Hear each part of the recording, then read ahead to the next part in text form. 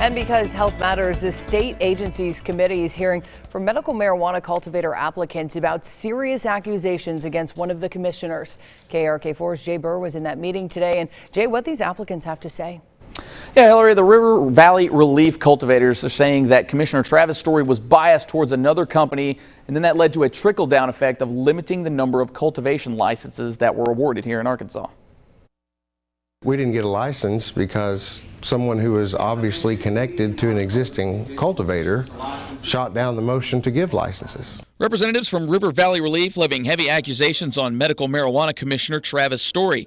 They claim Story changed a motion at the last commission meeting, which only released one more cultivation license instead of the remaining 3. We filed affidavits of bias against Commissioner Story, and those affidavits were ignored directly before he made a decision. The Arkansas Racing Commission also had affidavits of bias and held a meeting about it.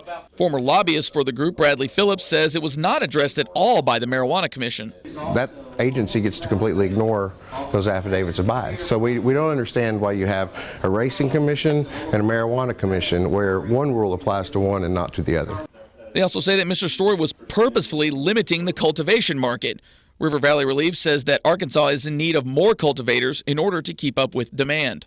Based on their numbers, cultivators would be in well in excess of 10 at this point. The group says they were not given a reason why only one license was handed out instead of those remaining 3. There was overwhelming support to release these additional licenses and get more dispensaries and cultivators out there for patients. The group believes that Mr. Story was trying to limit the market of medical marijuana cultivators in the state, which they claim would drive up demand, which would then drive up prices. We believe that Commissioner Story, because he's trying to protect the interests of his clients, is trying to run the clock out on us.